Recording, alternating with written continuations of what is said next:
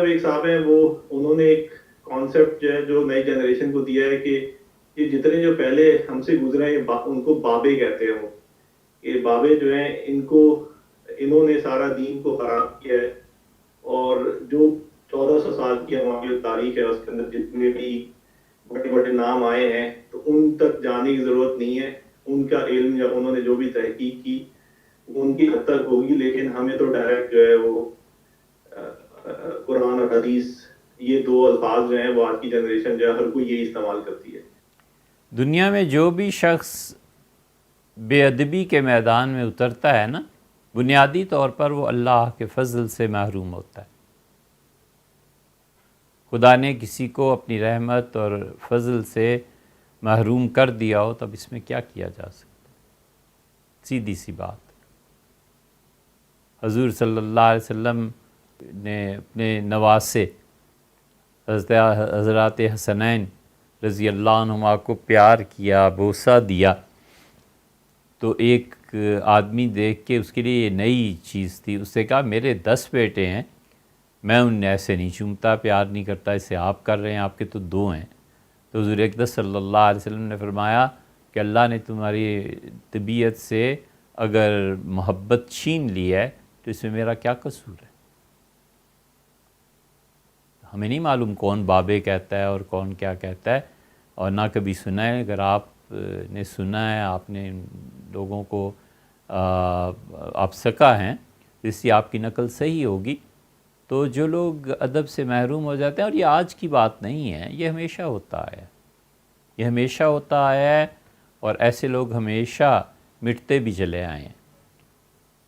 हमने अब तो वक्त ऐसा आ गया, एक वक्त था जब सिर्फ रिकॉर्डिंग चला करती थी, तो हमने किसी से कहा, हमारे शहर में उनका कन्वेंशन था, तो बहुत तकरीरें, तो एक से मिलने गए तो उससे हमने अर्ज़ किया कि इमाम अहमद इब्न हम्बल रहमतुल्लाह अलैह अगर काफिर थे तो हदीस का ये सारा ज़ख़ीरा ये काफिरों की रिवायात बन जाएंगी। उसने कहा खुद से काफिर हुए थे, हमने थोड़ा ही किया था। तो ये चलता चला आया है पहले से। हजूर सल्लल्लाहु अलैहि वसल्लम ने भी यही फरमा दिया था ना कि इस उम्मत के आखिरी लोग जो हैं ये पहलों को गालियां देंगे। और रसूलुल्लाह सल्लल्लाहु अलैहि वसल्लम के सहाबी थे बरा रज़ी अल्लाह अन्हु, गालिबन अबू दाऊद की रिवायत में आता है। तो वो बनु उमैया के दरबार में गए, तो जो उमवी था उसे कहा जी कुम मोहम्मदी हाजा, ये आया है तुम्हारा मोहम्मदी। तो उन्होंने कहा कि हजूर सल्लल्लाहु अलैहि वसल्लम को जिस आदमी ने देखा और उनकी सोहबत में बैठा, वो बड़ी इज़्ज़त और शर्फ़ और ख़ुदा के कुर्ब की बात थी। मुझे नहीं मालूम था कि ऐसा वक्त भी आएगा ज़िंदगी में कि उनकी सोहबत में बैठने की वजह से लोग ताने देंगे। उस दौर में भी ऐसे होता था। तो जिस शख्स को या जिन लोगों को अल्लाह ताला ने अपने फ़ज़ल से महरूम कर दिया हो, कोई कुछ नहीं कर सकता, कोई कुछ नहीं कर सकता। वो अगर ये समझते हैं कि किताब व सुन्नत से बराह रास्त हिदायत हासिल करनी है तो कुरान की एक आयत को हल कर लें। हम 10 आयतें पढ़ देते हैं, उसका कोई जवाब ले आएँ। ये सारे बाबे थे ना।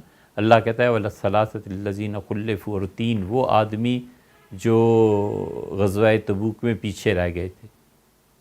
अब ये 3 आदमी कौन थे, तो फिर बाबे से मिलेगा बुखारी में, मुस्लिम में, ये तो सारे बाबे थे। छोड़ो इनको, तुम खुद बताओ 3 आदमी कौन थे, कोई और इल्म का सोर्स तलाश करें ना। तिरमिज़ी में आया हज़रत रिसालत में आप सल्लल्लाहु अलैहि वसल्लम मदीना मुनव्वरा में थे, ना कोई सफ़र था, ना बारिश हो रही थी, और 5 वक्त 5 नमाज़ों में आप घर के साथ मस्जिद नबविया नहीं तशरीफ़ लाए। ये तो सारे बाबे हैं, हल कर लो इसको भी। फिर हदीस का कहते हो तो फिर हदीस में तो ये भी आया है, और हदीस में तो ये भी आया है कि रसूलुल्लाह सल्लल्लाहु अलैहि वसल्लम ने मुर्दा ऊँट या ऊँटनी की चर्बी को इस्तेमाल फरमाने की इजाज़त दे दी थी। इसको भी हल कर लो। खुदा ने अपनी क्या किताब में कहा कि अगर तुम कसम तोड़ोगे तो फिर तुम रोज़े रखोगे या फिर सदका करोगे। वो रोज़े कितने रखने हैं? مسلسل رکھنے ہیں کہ الگ الگ کر کے رکھنے ہیں؟ ان بابوں کو نکال کے خود ہی اللہ سے پوچھ لو کہ اللہ کتنے روزے رکھنے ہیں۔ یہ فقط چکمے ہیں اور دوسروں کو گمراہ کرنے کی باتیں۔ کوئی شخص خدا کی کتاب کو بھی نہیں سمجھ سکتا جب تک کہ وہ امت کے پہلے قرن اور پہلے دور سے لے کے اب تک کے ان چیزوں کو نہ جانتا ہو۔ خدا کی کتاب نہیں سمجھ میں آ سکتی۔ اللہ تعالیٰ نے کئی جگہ پہ آیت کو اجمال میں چھوڑ دیا، تفصیل بیان ہی نہیں کی۔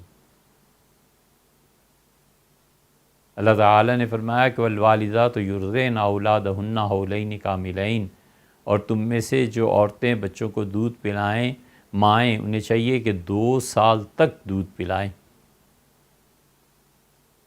اور تابعین کہتے تھے 2.5 سال تک۔ یہ 6 مہینے کا اضافہ نصف پہ انہوں نے کیا، کیسے کر لیا ہے؟ تو یہ ساری باتیں بڑا سنجیدہ اور ٹھوس علم حاصل کرنے سے آتی۔ آپ کے لیے یہ ضروری ہے، جو بھی بچے ان چیزوں کو سنتے ہیں، کہ آپ اپنے بزرگوں پہ اعتماد کو سیکھیے، ورنہ آپ کو کہنا پڑے گا کہ کتاب و سنت کے بعد ساری امت گمراہی پہ جمع ہو گئی تھی۔ اور آپ اس سے بھی سوچیے بیٹے کہ جو چیز بے برکتی ہو جاتی ہے وہ چلتی نہیں۔ بڑی واضح مثال اس کی دیں، آپ تاریخ اٹھا کے دیکھیں کہ حجاج ابن یوسف اور عبد الملک کے دور میں حرمین شریفین ایک مدت تک ان کے تابع نہیں رہے۔ حج ہوتا تھا، عمرہ ہوتا تھا، ظاہر ہے وہ کیسے ختم ہو سکتا تھا؟ اور عبداللہ ابن زبیر رضی اللہ عنہما 9 سال تک امیر المومنین رہے ہیں، اور مکہ مکرمہ دارالخلافہ تھا۔ اور عبداللہ ابن زبیر رضی اللہ عنہما کے کیا کہنے، وہ تو اتنے بڑے خطیب تھے کہ کافر ان کی تقریریں سن کے دیوانے ہو جاتے۔ اور وہ چونکہ مخالف تھے شدید بنو امیہ کے، تو ہر سال عرفات کے خطبے میں 3 خطبے حج میں ہوتے ہیں، تینوں خطبوں میں وہ بہت مذمت کرتے تھے ان امویوں کی حکومت کو۔ تو لوگ جب جاتے تھے تو وہ ذہن لے کے جاتے تھے کہ اموی حکمران بہت ظالم ہیں۔ اس سے جگہ جگہ امویوں کے خلاف اجتماع ہوتے تھے، اکٹھ ہوتے تھے، جوڑ ہوتے تھے، حکومت کو بغاوت کا سامنا تھا۔ انہوں نے کیا کیا؟ انہوں نے بیت المقدس کو بیت اللہ کے مقابلے میں لا کھڑا کیا، اور بیت المقدس پر انہوں نے کروڑوں نہیں اربوں روپے خرچ کیے۔ سونے کی دیواریں، چاندی کے نقش و نگار، دنیا کی بہترین پہاڑ کے پتھر، زبرجد اور کیا کیا، اور ہیرے، اور اتنا خوبصورت اسے بنایا کہ کسی طرح لوگ ادھر جائیں اور بیت اللہ کو چھوڑیں اور بیت المقدس آیا کر، اور بیت المقدس کے فضائل پہ احادیث سب کچھ کر گزرے۔ بیت اللہ اپنی اصل حالت میں اب تک قائم ہے، ادھر کوئی نہیں گیا۔ تو یہ بھی ایک بات ہوتی ہے کہ خدا نے کس کو برکتوں سے نوازا ہے۔ اس لیے جتنی مصنوعی چیزیں ہیں نا اور گمراہی کی، یہ اپنے اپنے دور میں نئے چولے پہن کے آتی ہیں اور مٹ جاتی ہیں، ختم ہو جاتی ہیں۔ اور اس سے بچنے کی بڑی آسان ترکیب ہے، بس اس پہ کام کر لیں، یہ چھوڑ دیں بابے کہتے ہیں یا کیا کہتے ہیں، بڑی آسان ترکیب ہے۔ آسان ترکیب یہ ہے کہ چند دن محنت کریں، جیسے 1 ہفتہ، جیسے 40 دن آپ محنت کریں، اور روزانہ 2 رکعتیں پڑھ کے اللہ سے مانگیں کہ اللہ خود انسان بننا چاہتا ہوں اور تیری معرفت مطلوب ہے،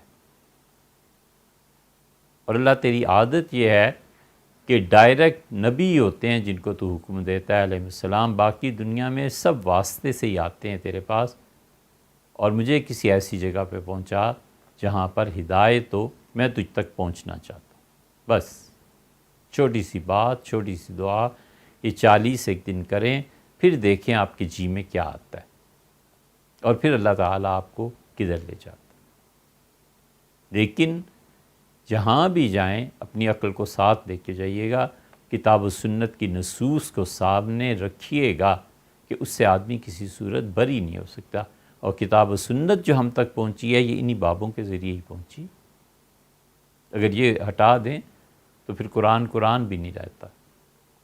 اسی لیے خوارج نے جب سیدنا علی رضی اللہ عنہ کو کافر قرار دیا تو بڑی دلچسپ صورتحال کوفہ کی جامع مسجد میں پیش آئی۔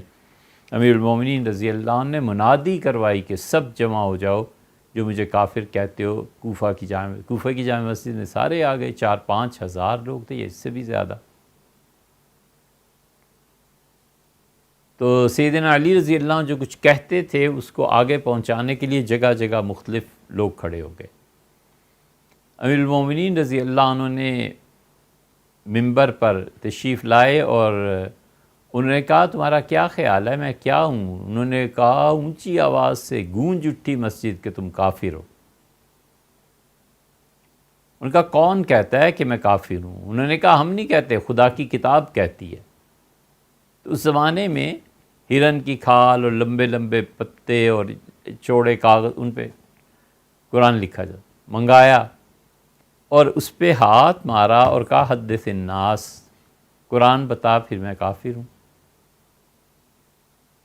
سب چپ۔ تھوڑی دیر بعد پھر فرمایا کہ قرآن بول، میں کافر ہوں۔ ایسے کرتے رہے حتیٰ کہ مجمع نے کہا حضرت قرآن نہیں بولتا، یہ آپ کیا کر رہے ہیں؟ تو فرمایا اچھا تم کہتے تھے قرآن کہتا ہے میں کافر ہوں، تو میں نے کہا قرآن کو میں کہوں بول میں کافر ہوں؟ ان کا تم مجھے کافر کہتے ہو؟ یہ قرآن جس ہستی پہ نازل ہوا اور جو لوگ اس وقت موجود تھے اور اس کے بعد جو سلسلہ چلا اور اب تک وہ سارے کے سارے جنہوں نے وحی کی کیفیت اور نزول اور سب کچھ دیکھتا ہے، ان میں خدا کی قسم ایک بھی مجھے کافر نہیں کہتا۔ اور تم نہ اس وقت موجود تھے، نہ تم نے قرآن نازل ہوتے ہوئے دیکھا، نہ تم نے اس ہستی کو دیکھا جس پہ نازل ہوتا، اور تم اٹھ کے مجھے کافر کہہ رہے ہو۔ اور آپ کو معلوم ہے وہ سیدنا علی رضی اللہ عنہ کے خلاف جب آئے تھے تو راستے میں نعرے لگاتے تھے کہ لا حکم الا اللہ، اللہ کے علاوہ کسی کی نہیں مانیں گے، علی کی بھی نہیں، معاویہ کی بھی نہیں، کسی کی نہیں، اللہ کے علاوہ کسی کی مانیں ہی گئی نہیں۔ اور کہتے تھے روح الی الجنہ، چلو قرآن کی پیروی کر کے جنت پہنچیں۔ فرق کیا ہے؟ وہ کہتے تھے اللہ کے علاوہ کسی کی نہیں مانیں گے، اور اب آپ کہتے ہیں کہ بابوں کو چھوڑ دو اور قرآن کی مانو، تو قرآن اور حدیث پڑھو گے کہاں سے یار؟ سمجھائے گا کون؟ وہ بھی تو کوئی آدمی ہوگا نا، تو 2 صدیوں بعد بابا ہو جائے گا۔ تو اس لیے ہم نے آپ کو محبت سے ایک مشورہ دیا ہے، آپ محنت کریں، خود محنت کریں۔ 40 ایک دن لگائے نا ایک چلہ خود ہی، 5 منٹ سے زیادہ کا کام نہیں ہے، اور دنیا اور آخرت دونوں زندگیاں اس پہ بیس کرتی ہیں۔